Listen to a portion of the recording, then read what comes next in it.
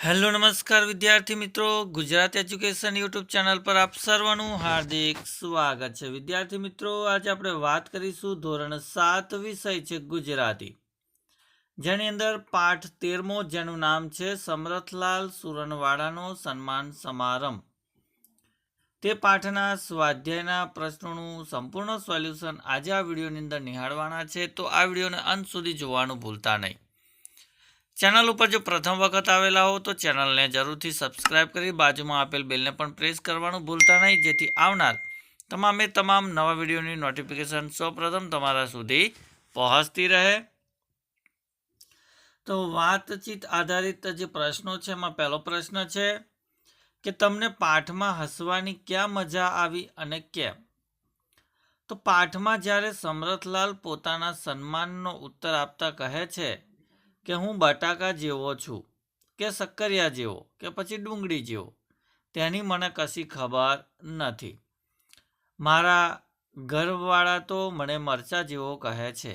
આ સંવાદ સાંભળી સમરથલાલની વિનોદવૃત્તિને કારણે મને મજા આવી. ત્યારબાદ પ્રશ્ન નંબર 2 કે તમે કયા શાકભાજીમાં વિવિધ રંગ, રૂપ અને આકાર વિશે જાણો છો?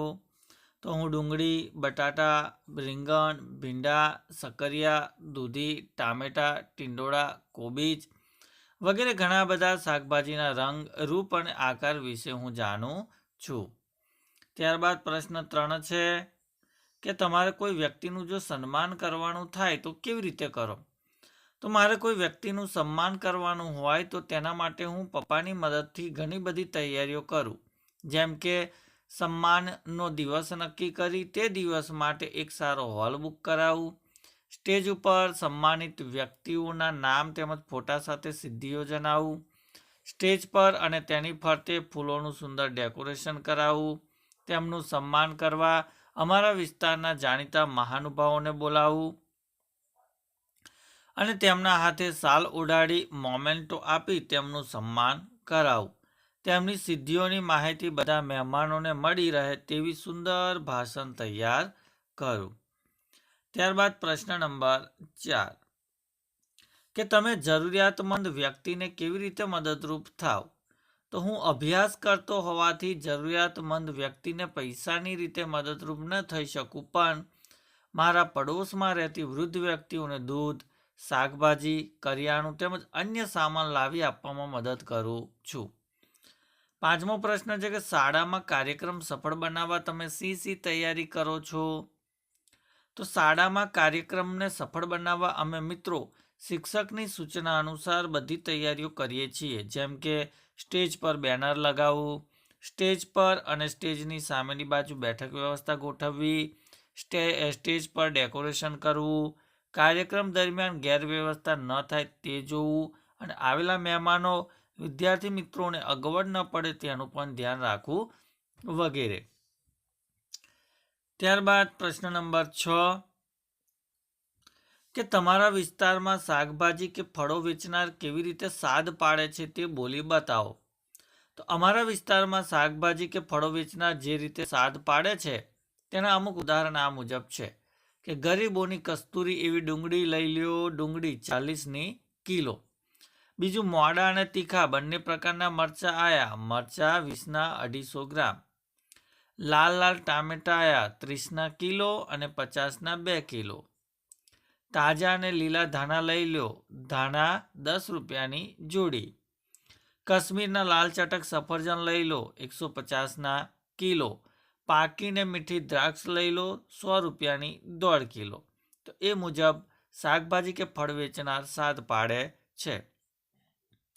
ત્યારબાદ પ્રશ્ન 7 કે શાકભાજી વિશે કોઈ જોક્સ, બાળગીત, કવિતા સાંભળી હોય તો એના વિશે લખો. તો અહીંયા આપણે શાકભાજીનો હેલો જે બાળગીત છે એ બાળગીત તમે અહીંયા જોઈ શકો છો કે ભાઈ શાકભાજીનો હેલો ગાવાનો હોય તો આપણે કેવી રીતે ગાઈ શકીએ, તો એ તમે અહીંયા લખેલું છે એ તમારે જોઈ લેવાનું છે અને એ રાગની અંદર ગાવાનો પ્રયત્ન કરવાનો છે.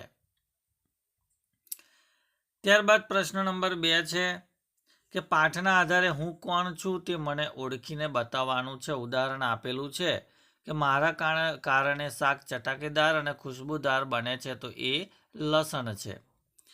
મને તો બધાય શાક સાથે ભળી જવું ગમે છે, તો એ આવશે બટાકા. બીજું, ગરીબ અને તવંગર સૌ કોઈને મારા વિના ચાલે નહીં, તો એ આવશે ડુંગળી. હું તો નોન વેજીટેબલ છું, તો એની અંદર આદુ, મરચાં અને કોથમીર આવશે. મને તો શાક માર્કેટની શોભા માણે છે, તો એ આવશે સમરથલાલ સુરણવાળા.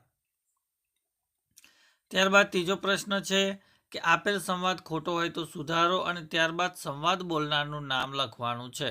તો અહીંયા પહેલું છે કે સુરણવાળા શેઠની સુવાસ લસણની જેમ ચારેકોર ફેલાઈ, તો આ સંવાદ લલ્લુભાઈ બોલે છે. બીજું, હું તો સમરથ શેઠને ડુંગળીના દડા સાથે જ સરખાવીશ, તો આ સંવાદ દયાભાઈ બોલે છે. સમરથલાલની શાક કસ્તુરીની જેમ મહેકે છે, તો આ પણ ડાયાભાઈ બોલે છે. ચોથું છે કે સુરણવાળા શેઠ બટાકાની માફક મરતાવડા છે, તો આ બકુલાલ બોલે છે. પાંચમું છે કે આપણા સમરથ શેઠ ડુંગળીના દડા જેવા છે, તો એ ડાયાભાઈ બોલે છે. છઠ્ઠું, હું તો સુરણવાળા શેઠને કોથમીર જેવા જ કહું છું, તો એ કળસીભાઈ બોલે છે. અને હવે એ મૂડાની હરીફાઈમાં ઇનામ મેળવી લાવે, તો એ આવશે ફૂલાભાઈ.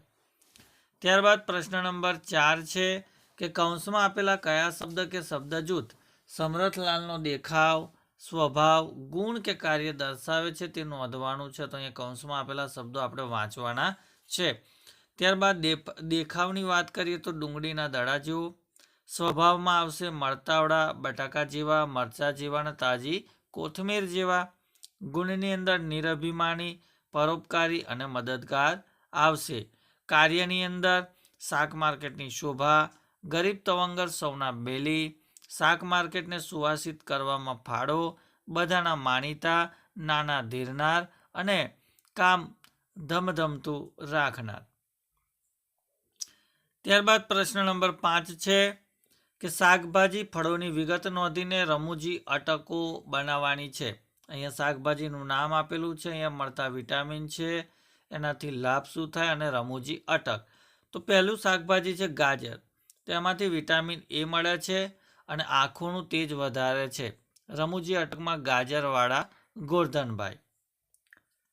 આગળ જોઈએ તો આવશે પાલક, એમાંથી વિટામિન એ, સી અને કે મળે છે, જેનાથી હાડકાની મજબૂતી અને લોહી વધારે થાય છે. તો અહીંયા રમૂજી અટક છે પાલકવાળા પરેશભાઈ.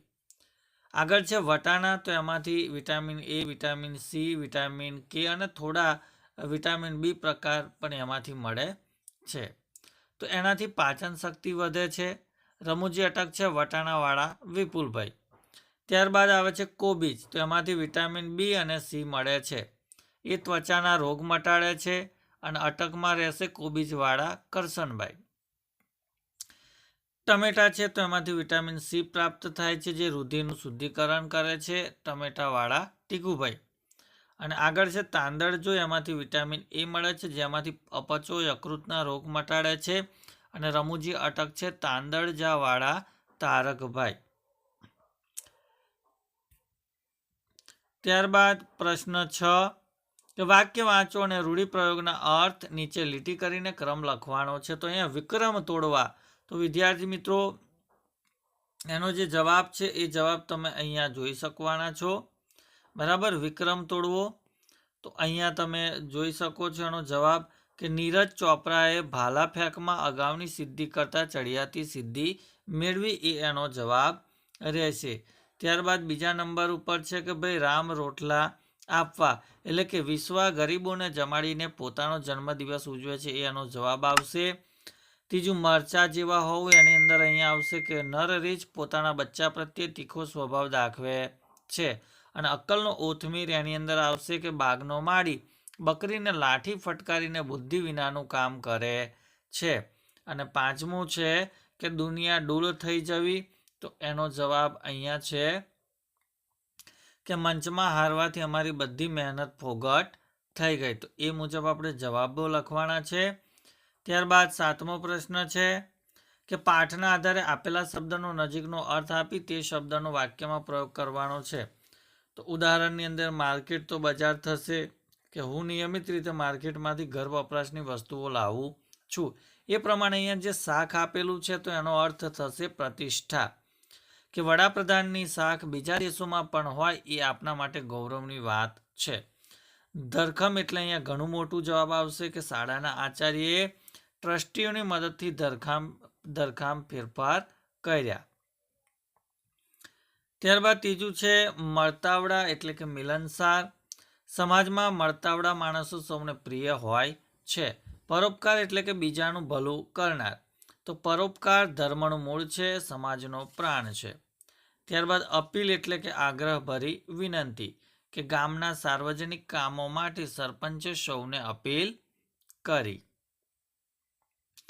ત્યારબાદ પ્રશ્ન નંબર 8 છે કે આપેલા શબ્દોને ભાષાના લાગુ પડતા વિભાગમાં ગોઠવવાના છે. તો અહીંયા જોઈએ ગુજરાતીની અંદર સ્પર્ધા, સન્માન, સુવાસ, અદ્ભુત, સ્વાદ, ડૂલ, કસ્તુરી, મગમગાટ, પંચકુટિયા, સ્વાદિષ્ટ, ધરખમ, પરોપકારી અને તવંગર આવશે. જ્યારે અંગ્રેજીની અંદર stage, wholesale, mix, vegetable, family, market, minute, hall અને લોન જેવા શબ્દોનો સમાવેશ થશે.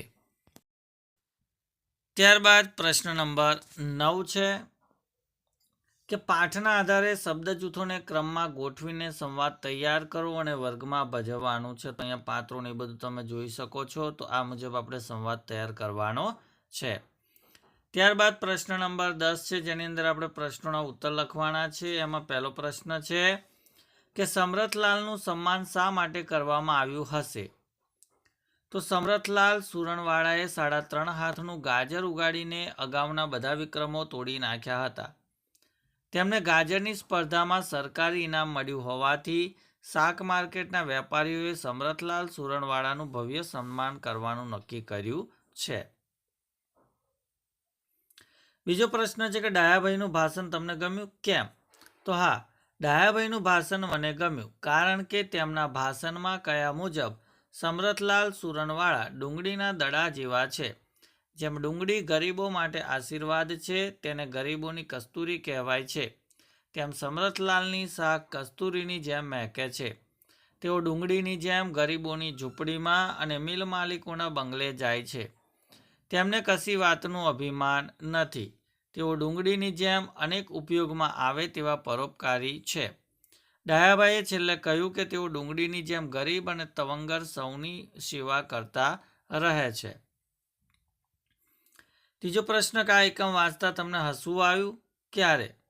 તો આ એકમ વાંચતા સમરથલાલ જ્યારે પોતાના સન્માનનો ઉત્તર આપતા કહે છે કે હું બટાટા જેવો છું કે સક્કરિયા જેવો કે પછી ડુંગળી જેવો, તેની મને તો કશી ખબર નથી, પણ મારા ઘરવાળા તો મને મરચા જેવો કહે છે.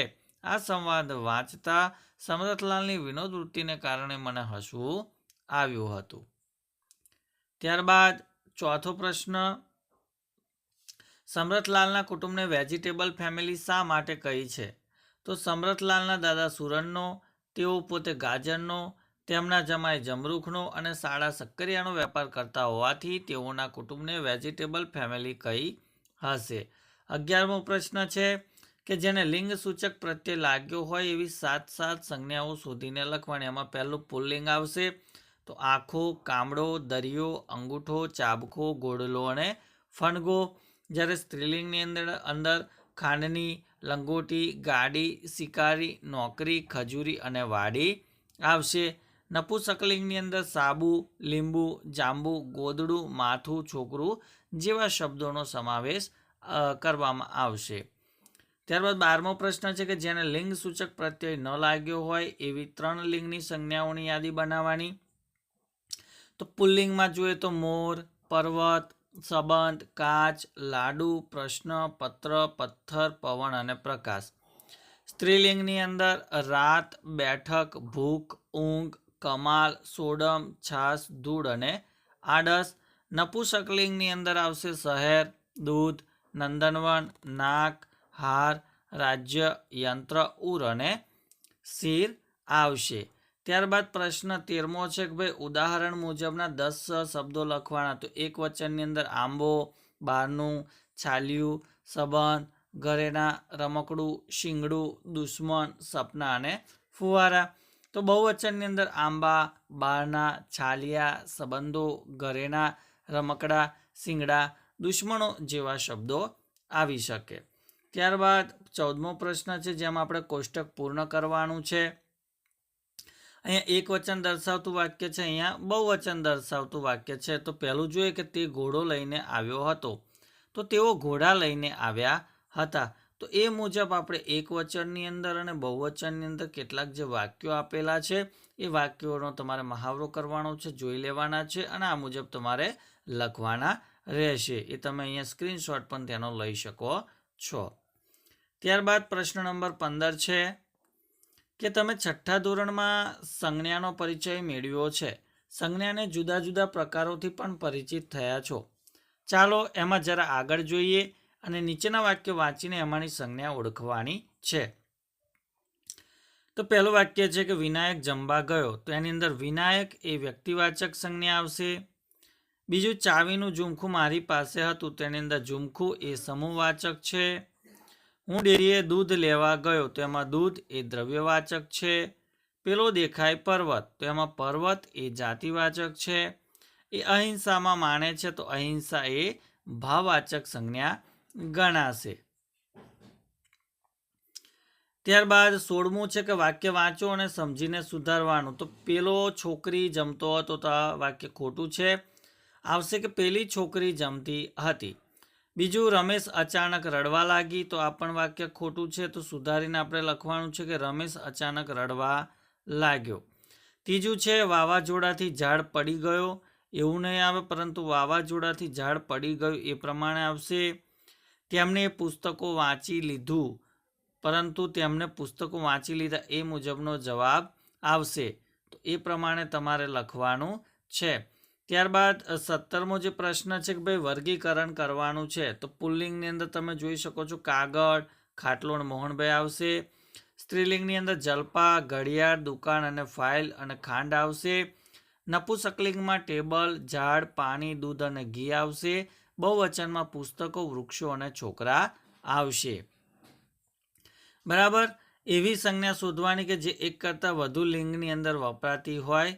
તો એ પણ તમે અહીંયા નિહાળી શકો છો, જોઈ શકો છો. બરાબર. એ રીતે પણ તમે અહીંયા આગળ સંજ્ઞાનું લિંગ અને વચનમાં આપણે ફેરફાર કરેલો છે એ પણ તમે અહીંયા જોઈ શકો છો. તો વિદ્યાર્થી મિત્રો, આ હતું ધોરણ 7ની અંદર પાઠ 13 સમરથલાલ સુરણવાળાનો સન્માન સમારંભ. તેના સ્વાધ્યાયનું સંપૂર્ણ સોલ્યુશન આપણા વિડીયોની અંદર જોયું. તો આવા ને આવા વિડીયોના સોલ્યુશન સૌપ્રથમ તમે મેળવવા માંગતા હોય તો ચેનલને જરૂરથી સબસ્ક્રાઈબ કરી દેજો. Thank you. આભાર.